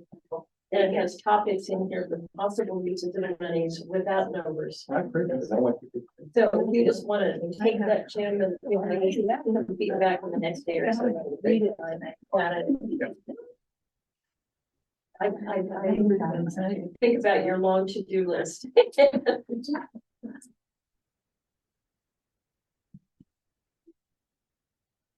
I can, just point out what's here and that similarly, as a handout, and this is something Andy, you also printed out. Which one? I sent you this afternoon, last year's letter from the board to go to the town meeting book. And I sent you a draft of one for today, and it's the draft that I brought you in a hard copy. Are you gonna pass that out to you? No, he's great. For the letter to the community, you know, we provide, it's just a general informing everybody letter. I'd encourage you to look at the one we put in the book last year for contrast. Yeah. And, and just read it and send me individually editorial suggestions. And I don't, my notion is that we won't finalize these things until the next meeting. You want us to send an editorial? So you got the same date, but they go. Just people, but, I have one question. sure, let's, get everybody. What's the question? I have a question on Article 9. Oh, so we're looking at the articles, okay? Is that okay? Article 9 I thought was covered by ESSER. What I did, is I wasn't sure whether everything we're hoping for from Esther would actually be covered. Oh, and that reminds me, we're supposed to, that's our next topic on the agenda. Yeah. Maybe we should do that kind of quickly. But let me explain that I wasn't sure that we'd get the 2 roofs done. Okay. I wasn't sure that we'd get the security area enhanced out there. So as a start, I put them in here with, and thinking that if Esther covers it, great. And one strategy is to tell the public, oh, well, you don't even have to worry about this. Well, I think the other piece is that as you may end up having maintenance in other areas of the building that need to be done, and if you have reserves, I would always recommend to boards to put money aside for, you know, maintenance in the future and upgrades, because, you know, we may do an upgrade, for, you know, a security enhancement, it would be, you know, but then the next bad guy goes and does something and law enforcement changes their strategies of what we should do, and then you may need to want to do it. So if you have a reserve, you always have that ability to do that. Or I'm trying to think, you know, just something in this room that you might want to change out. If you have reserve, you can always make those maintenance. Okay. So, but yes, we have ESSER projects that will cover some of this. Okay. So I could describe for you in general what's here, or we can just go into questions. Marty's better than that, whichever is your preference. Well, maybe you should sort of give us Just the really overview. briefly, yeah, okay. So again, this is in the format that we need for town meeting. So it begins with this to hear the report. When we get to town meeting, each of the board members will be there, and we tend to divide up the articles. And each one of us would move an article orally for the town meeting. And then we would tend to be the one that might be the first to respond to questions, just so you know. So each one of us has a voice during the town meeting. The second Article 2 is standard, giving us the authority to borrow money if needed. 3 is the one that is the actual budget figure that we don't have, that's right in the range of 5.3 million at this point in time. I think we need to add back in compensation to school directors, and we had a brief discussion about this before. It's customary, and I think this is the figure that we had before. I think it was 800, a couple of years ago. I think it was $800 per director, 1,000 for the chair. We can, none of this is final. I'm just trying to point out to you what is here as a working draft. I put in to install a solar energy array and or other renewable energy sources, and using funds from the 21 budget surplus. The 21 budget surplus has been audited. That figure is 1,062,000 something. No, that's 21. We're still waiting for 22. Okay.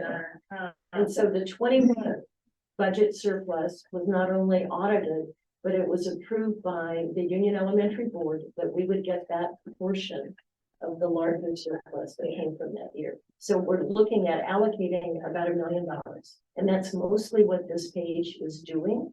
Although I began to suggest, and I'd like us to think about, whether we also include uses of 22 monies, not yet complete, not yet audited, is likely to be finished before town meeting, but I'm just not sure strategically whether it makes sense to include it here now or to wait. But so I did a little bit of a mixing of it. So Article 5 is the beginning of the solar array idea or other renewable.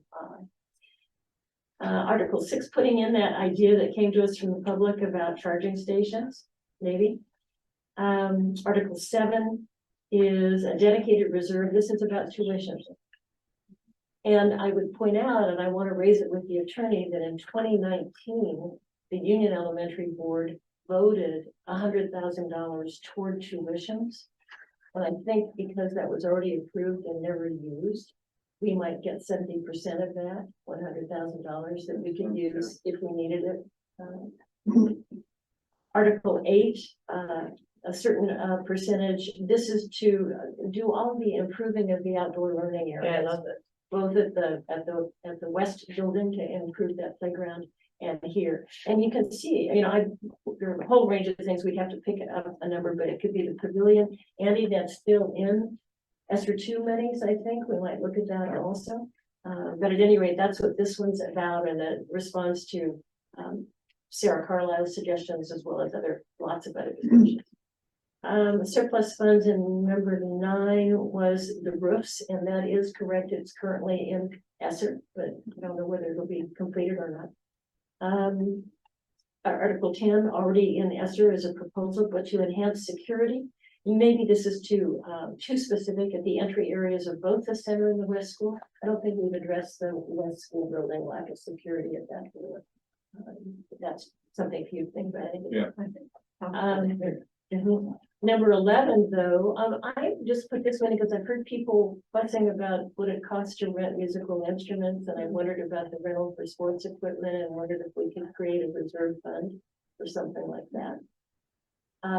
12 is, this is the broader one that Andy was talking about, unanticipated repairs or enhancements to existing buildings, and to authorize the board to expend those monies. This is that standard language in this concept, but the idea is, you know, improvements that might be needed. And then this is looking at the Rockingham model, and I did actually discuss this with David Major. Out of this $1 million or so,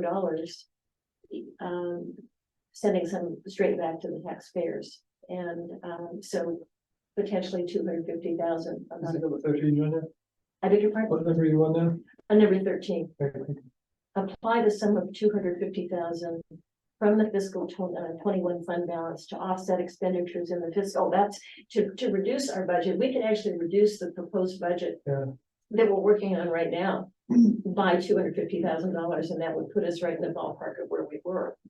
And then the next one is to direct another $200,000 toward the next year's budget. So, and then the last 15 is standard language.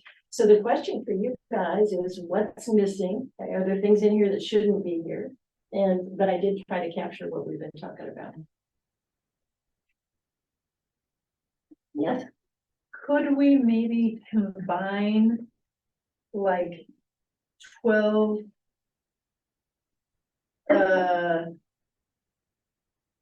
8, 9, and 10 as like capital improvements and maintenance? And then, or is it, I guess, is it best to be specific, or can you combine them? We could, at town meeting, there'd be a lot of discussion about, well, what's in that number? And so kind of, we'll have to think about this a little more, but a mix of some things that are real specific and they can get their handle on it. I see, okay, It was partly what I was thinking about.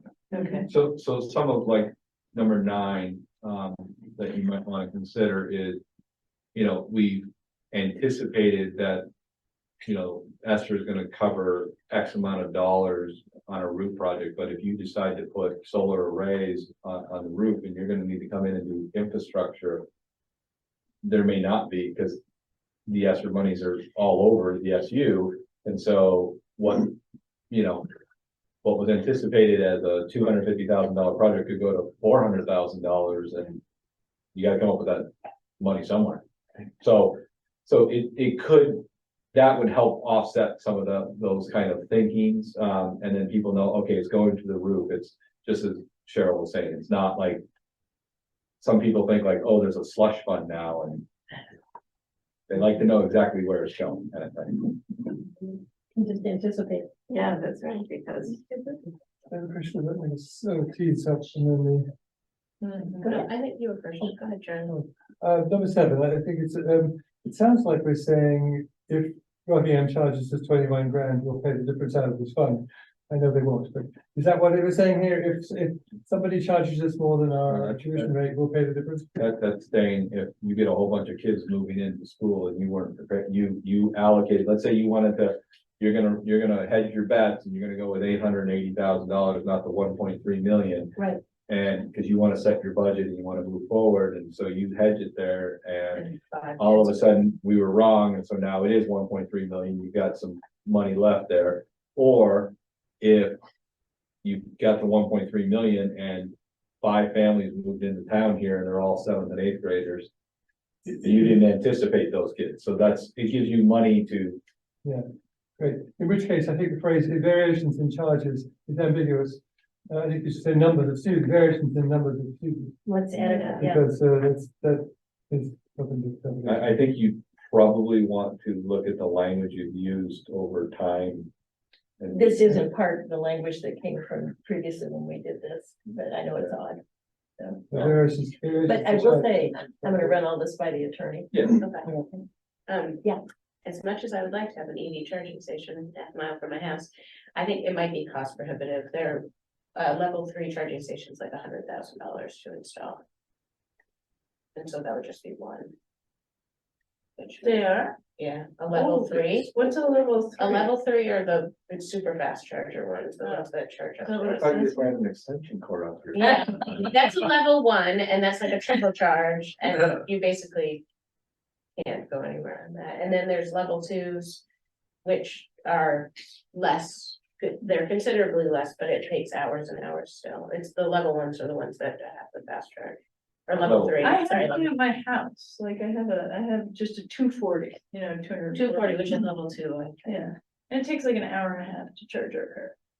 But is yours fully EV? Yeah. It is? Which is, It begs the question, who's paying for us to fill up somebody else's tank? We would, Why no, would we do that? no, I think we don't pay for it. Do we? no, the energy that it would take to fill Oh, the You tank. So pay for it, Keith. So let's, You might get a rebate somewhere in the back end, but you're paying up front for it. let's go charge cards for it. We wouldn't want to pay for stuff. yeah, do we wanna, I mean, that would be like a perk for faculty. Yeah, and a staff. level 2 is much less expensive, so that could be an option. Do a level 2 now. It was free for us, when Green Mountain Power gave us the charger. I just put it in to my garage. Well, if they'll do that, then they'll. I mean, I don't know, it's not a freestanding situation, it's, nothing was run from the house, it's just 240 in our garage. I don't know, So let me back up to say, this is the general approach. Sorry. This is what's customary for town meeting. yeah, Take a look and again, see what's missing or what might not be included. If there are ways to combine, that's fine. We're not making a decision tonight. I just wanted to bring this. Was anybody interested in the speed signs? That was one thing that Sarah had We can't mentioned. do that.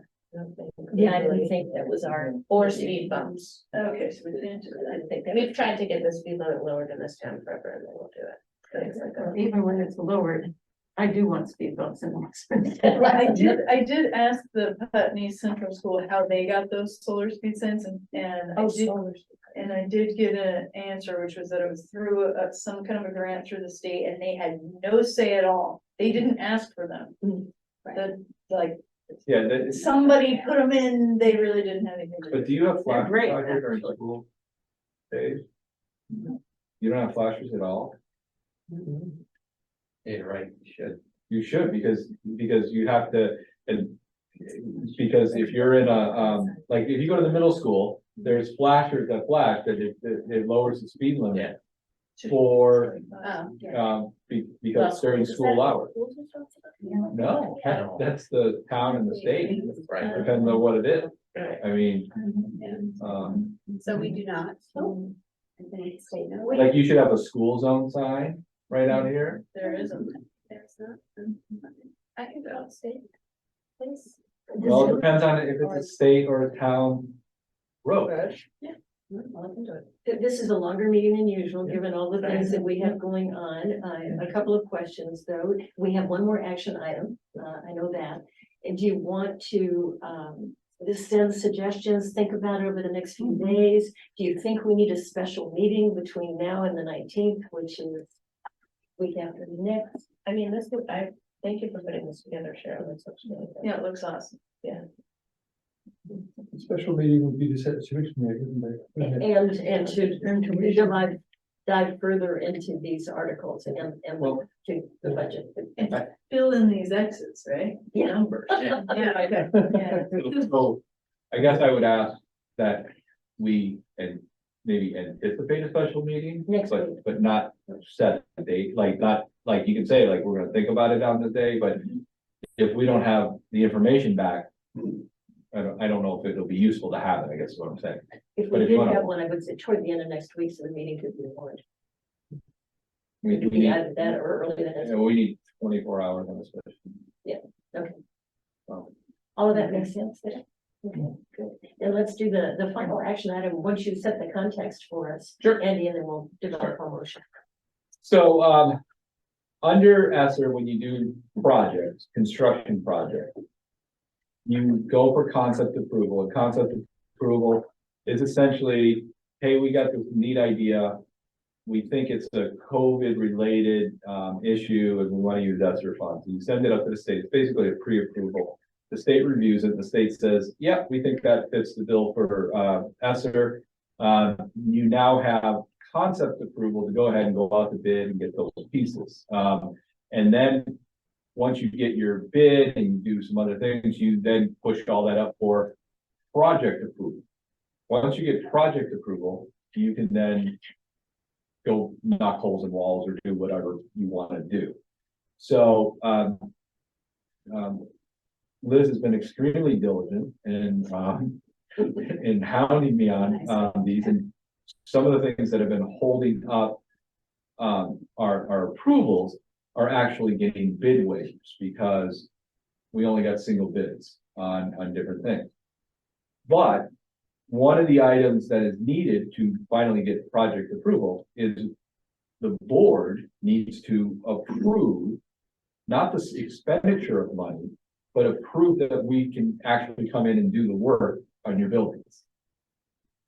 So we need board approval to expend, it is ESSER money, but it's through Efficiency Vermont to up to $120,000.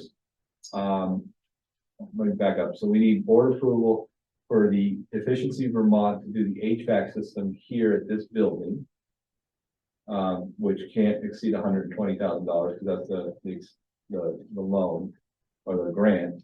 And then we need board approval to expend $77,760 on the west for the roof out there. So we're not asking for the expenditure, but that's what those are the bid approvals that we have. When you say to do them, what do you mean? To. Basically what it is you have to understand that you are taking federal dollars and you are going to use them on buildings that you know are your buildings. And that if you decided to sell off west, that the government could come in here and say, we want our $77,000 back, or we want our roof back. No, I meant like you said, we need to get approval to do the HVAC system. What are we doing to it? So I also thought that the efficiency Vermont included the West building. So it would. Yeah.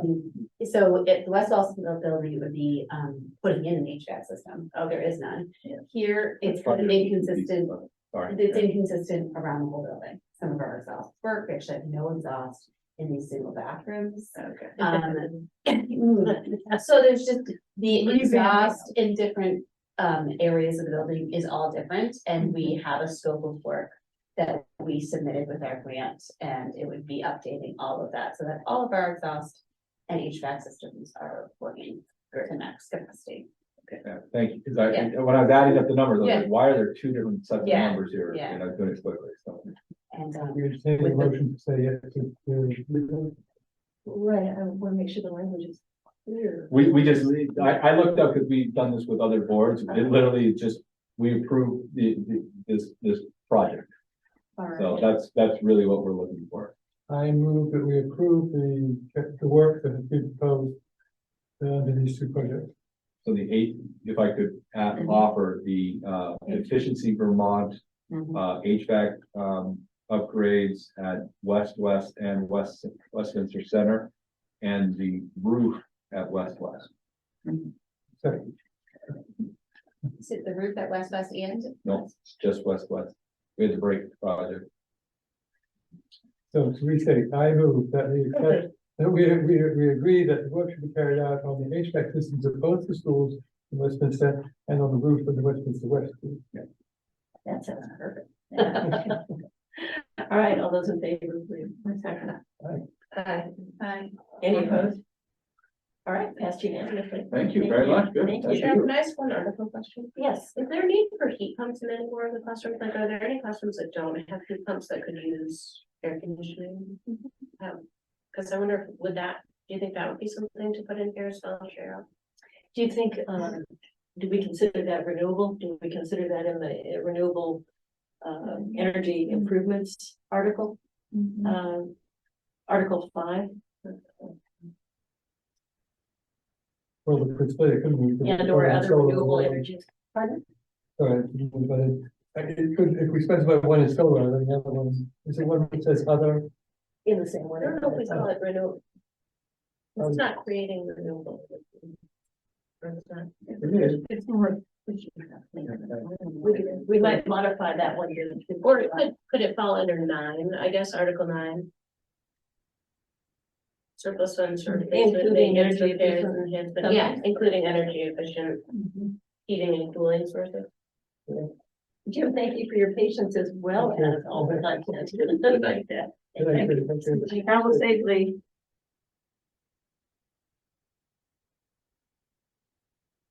So something like that Yeah. on 9, we'll add the energy efficiency piece. Okay, that's fine. So this would, if all the figures in here totaled up, then it, for the X's, where the X's are located, it leaves about $412,000. It leaves that? Yes, Ooh, for the X's.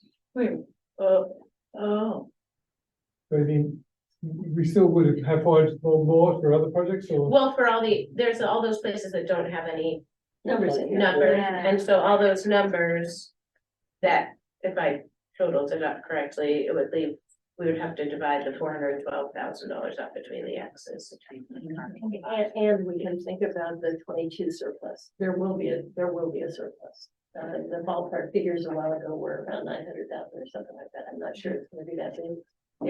But that would we have to worry about that now or not until next? Well, I'm trying to figure out what's the best approach to that, to tee it up now or to wait another year. And certainly, we got to receive this money as revenue because we were not officially started again until July 1. And that's why a 21 surplus, we can take action on now, because we didn't exist until July 22. But I don't know how long we can wait on the 22 surplus monies. So that's kind of a legal question, and it's why I'm wondering about writing it into this and getting it all done at one town meeting. And so you would write that in as like a separate article?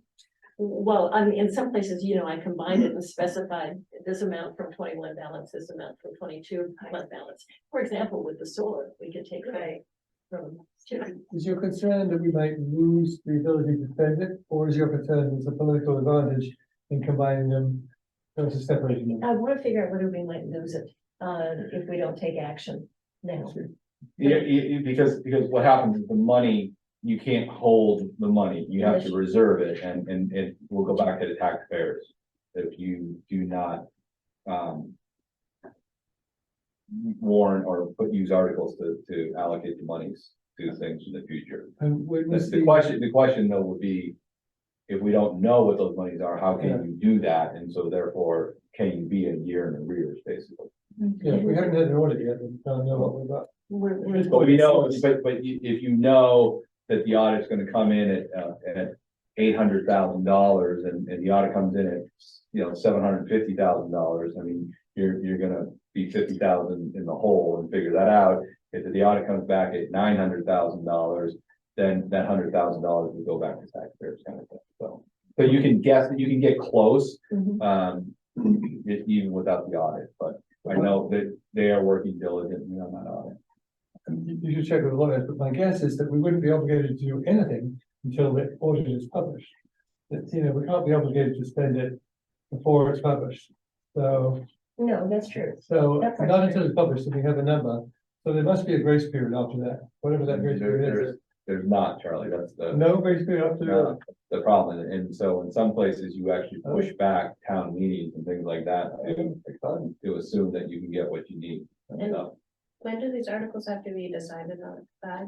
We need to get this all done for the town report, and they're waiting for it now, but I figured by around the 19th, by around that meeting, Yeah, we have to have everything, and that's about when we did it last year. Okay, submitted our letters and all the budget and all of that. Because then we'd have to make the decision about the solar, because if we did go with the full solar, that would be the rest of, pretty much the rest of the money. That's right. That's clear. But the other thing about it is that if we did go with the solar here, that's one option. But if we don't go with this, or the voters vote this one down, we still can go the net metering route. I have a question. So we present this, we present this, the voters excuse me, are voting on each article individually. That is So correct. they could vote down just one, That is correct. and they can amend them. they can amend them, we can all kind of, They can amend it, you gotta have a certain number of votes to get the amendment to pass, but they can amend it. So they can increase, yeah, they can decrease, okay. they can add articles, I believe, with the proper number of votes. The proper and procedures. Should there be an article that says, the voters approve that we place unspent money from the surplus into this account that you've been talking about, Yeah, so that it's safe. So if it turns out 3/4 of the way through the meeting, they've all been voted down, then up comes this other motion, we're gonna put it in this other account for further consideration. I would like that. And we could earmark it as for, I think you can earmark it for, capital improvements and blank, and maybe potential solar, I don't know. Energy efficiency, Earmark cost it as saving, something. whatever, Yeah, there's a catch-all in case everything goes south. Keep thinking this through. yeah. It would be. I would, if we could, change some numbers so that if we did end up wanting to go with the full solar race, so that there was money for some of the things in the budget. Because otherwise, a lot of these would have to be X'd out. right? Because there wouldn't be the money. I in the think maybe budget. that's why I'm thinking of using the 2 years. Okay, Um, because it would be really too bad if there wasn't the ability to have the improved outdoor learning and play areas for like pre-K. Right. Both Yeah, here, like like what West. numbers are those? Like, do we have any idea? But it's such a range. I've done some research, and you could do anything from a $5,000 pavilion to $150,000 pavilion. You know, there, Yeah, or That's just wonderful. structures and stuff, but. and the improving the playgrounds over there, again, just a lot of price range choices here. So let's think about it, but I will get more legal advice for us. Also. Yeah, you're actually responsive typically. If you do put the second year, I mean, you haven't got anything like enough items to spend all of those, money, do you? No, not, we would have money left over, We have which one- would ultimately go, and I'm not sure of the logic of making it so explicit to the voters that we're reducing your taxes. However, it's quite appealing. that was gonna- Maybe that should be the first article. We've done that in other towns and what you just want to be concerned about is you don't want to have a picket fence. So you take a whole bunch of money and give it back to them 1 year, and then there's a cliff, and that, because your Yeah, taxes are gonna, you do not want your taxes to be Right. flipping up and down. And so if you have some reserve, it's always, to put a little bit aside to help the taxpayers is always something that's suggested, but you don't wanna going 200, 250, 200 is, that's, you don't wanna go 400,000 and 50,000, because if you don't have, We actually ran the numbers. So Jim, when we were looking at, when Cheryl and I met with Jim and we were looking at how much the taxes would go up with our current proposed budget, it's actually quite a lot. It's like our taxes, I think the most recent one that he handed us was less than last time. It was not 20%, but it was close. It was like 18% that our taxes are gonna go up. So when we ran the numbers, giving back $350,000 of our surplus, giving 350 back, that would decrease it down to like 8% or something like that. And then I ran 250,000 and that gets us like to 11%. So I personally feel like an 11% increase on our taxes is very reasonable given inflation. Right. And I think people will understand that. But I could be wrong. And to Andy's point, we really, and you said this too, Margie, when we were talking, we want to make sure we don't get into this rock and roll effect where it's up and down and people Give can't. too much. Yeah. And it's not really reflective of what school costs. well, it's also people have income, and to have some predictability of where you're, like if you push it all the way down to 3% this year, it's not like the cost of education is gonna Go down. decrease next year. Yeah. And so now you're going to be, It'll it look potentially is gonna go up. So now you could be looking at a 25% increase the next year, and that just, for some folks, so. I like 250, I like that. number. David was kind of saying, David Major was suggesting, one ballpark is sort of a quarter of what you're looking at for the surplus being returned, so that 250 out of $1 million. Yeah, I like that, that's good.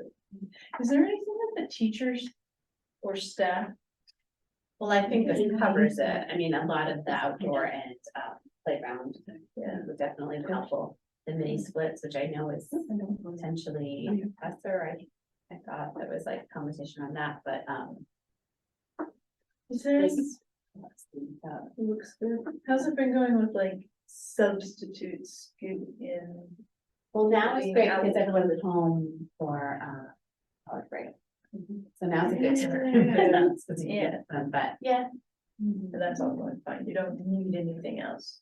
No. Teachers don't need anything. not that I don't think our budget and this would cover. Okay. Motion.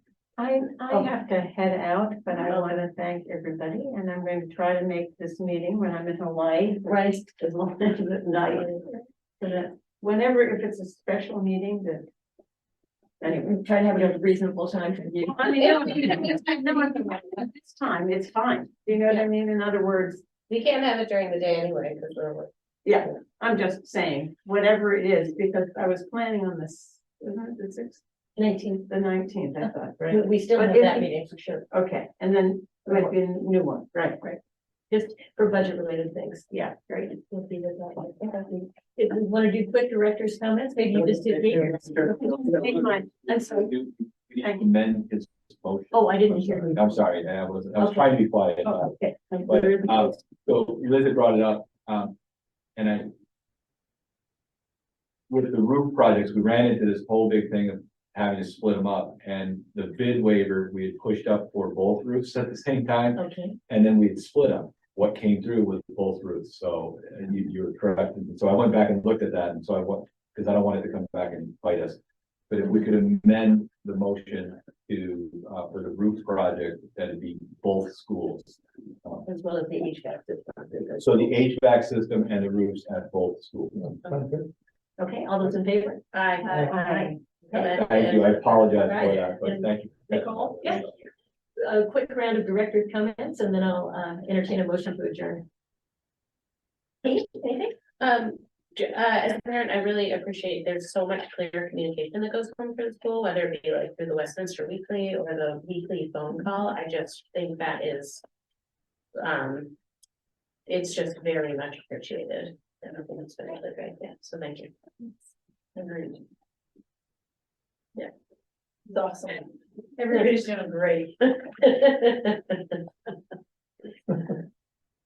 I'm just really alarmed by this uncertainty about how we set tuition rates, so I'm looking forward to nailing that down. Yeah. soon. Well, I second that. Yeah. I mean, it's, you know, the conversation's great, and I know that Jim does a lot of work, but we really need to figure that out. Yeah, and thank you, everybody. Right. Well, enjoy. Thanks, everybody. I appreciate everybody's patience with this process and thoughtfulness. So, meeting adjourned at 8:10.